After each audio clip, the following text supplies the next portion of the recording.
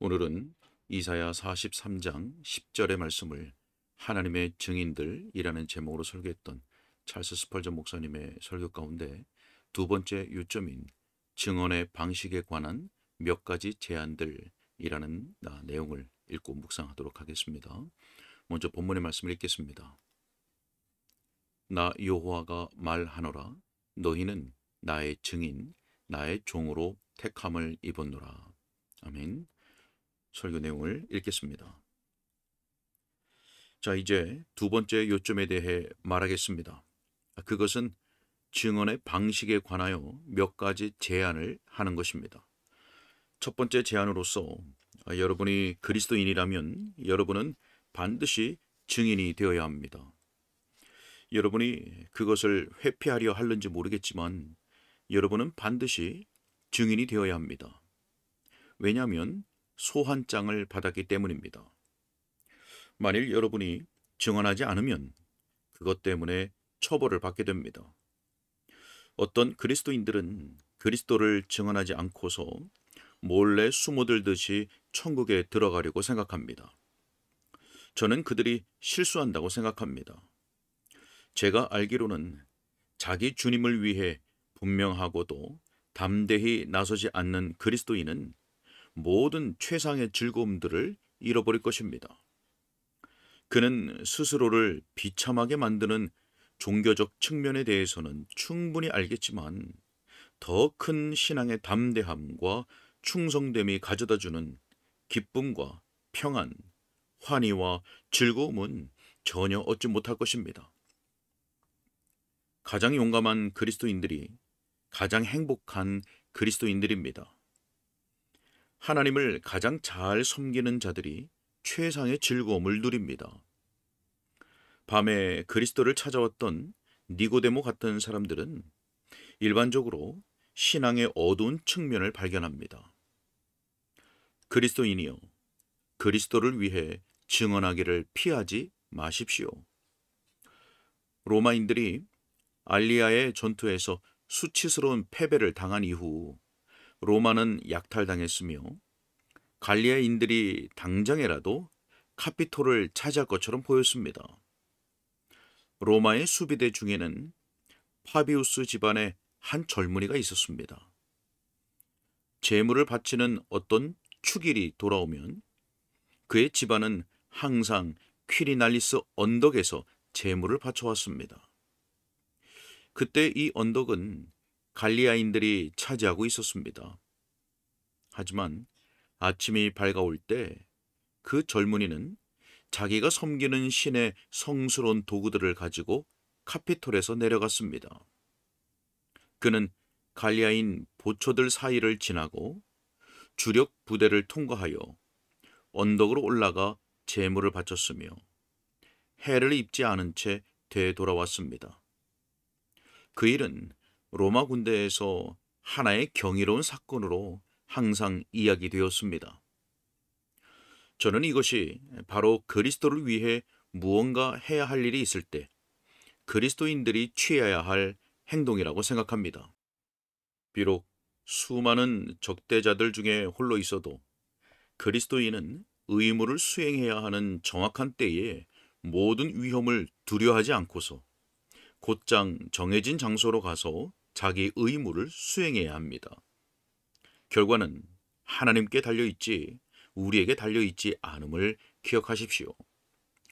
저는 우리가 이런 방식으로 그리스도를 위한 증언자가 되도록 하나님께 기도합니다.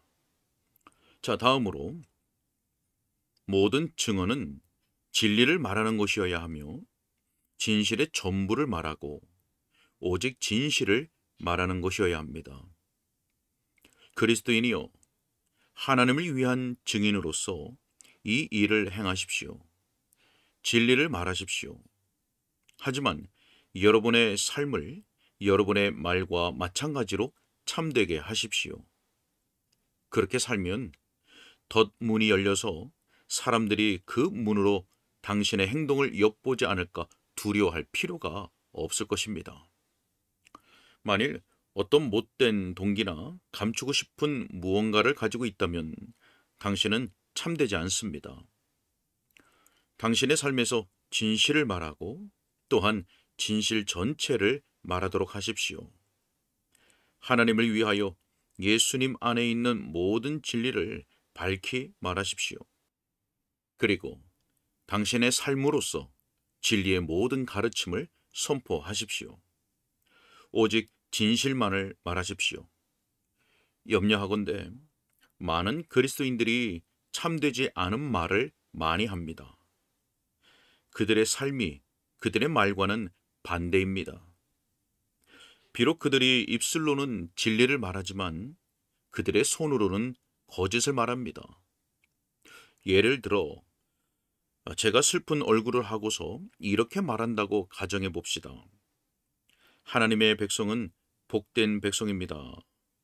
자, 그러면 아무도 제 말을 믿지 않을 것입니다. 왜냐하면 제 입의 말이 진실을 말하는 동안 제 얼굴이 거짓을 말하고 있기 때문입니다.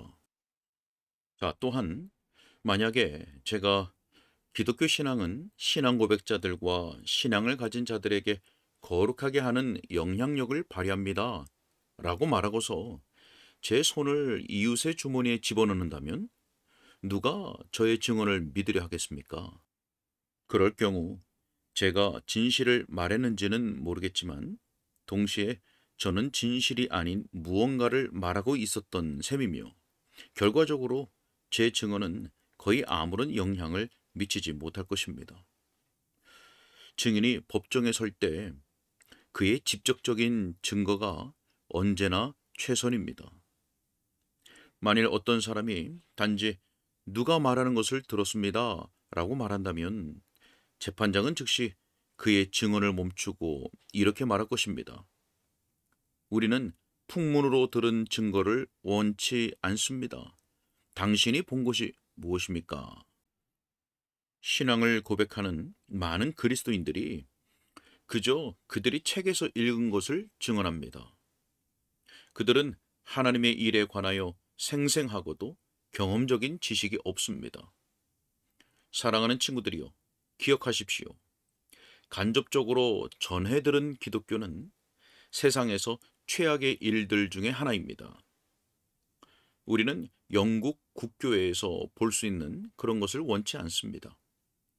우리는 한 사람이 다른 사람을 위해서 하나님의 거룩한 계명들을 모두 지키겠다고 약속하는 대리적인 구원을 믿지 않으며 그런 것은 기만적인 거칠애에 지나지 않는다고 믿습니다. 그와 동일한 신앙 행태가 여러분에게서도 일어날 수 있는데 예를 들자면 어머니에게서 꾸고 혹은 아버지에게서 얻고 혹은 좋은 책들에서 얻어오는 식의 신앙이 그렇습니다. 참된 경건은 우리가 가르치거나 배울 수 있는 그 이상의 것입니다. 그것은 알고 느껴지는 무엇이어야 합니다. 만일 하나님을 위한 여러분의 증언이 여러분 자신의 경험에서 온 것이 아니라면 그것은 말할 가치가 없는 것입니다. 자, 또한 증언자는 그 자신의 입장에 해를 끼치지 않도록 주의해야 합니다. 하나님의 증인들이라고 공언하는 많은 사람들이 서로 다른 방식으로 말합니다. 그들은 진리의 일부분만을 고집하거나 혹은 앞에서 말했듯이 그들이 입으로 고백한 것을 그들의 삶에서는 부인하는 모순을 범하고 있습니다. 그렇게 되지 않도록 하십시오. 하나님을 위한 증인으로서 모든 행동이 그분의 영광을 나타내도록 주의하십시오. 당신의 모든 생각과 모든 말과 행동이 위대한 재판장께서 당신을 부르시는 날에 증언해야 하는 것과 동일한 증언이 되도록 하십시오. 자, 모든 증인은 반대 신문을 받을 것을 예상해야 합니다. 솔로몬은 송사에서는 먼저 온 사람의 말이 바른 것 같으나 그의 상대자가 와서 밝히느니라 라고 말합니다. 여러분이 알다시피 변호인이 어떤 사람을 신문할 때 그의 겉과 속을 뒤집어 놓습니다. 그래서 그가 전에는 어떤 한 가지 입장이었는데 후에는 그와 정반대의 입장인 것으로 보이게 합니다. 여러분은 하나님의 증인들로서 반대 신문을 받을 것입니다. 자, 그러므로 정신을 바짝 차리고 신중하십시오. 유혹이 여러분의 길에 놓여 있을 것입니다. 마귀가 당신을 추궁할 것입니다. 당신은 하나님을 사랑한다고 말합니다. 그런데 마귀가 당신 앞에 육체적인 즐거움들을 제시할 것이며 하나님을 사랑한다고 하는 당신을 꿰매 빠뜨릴 수 없는지를 시험할 것입니다.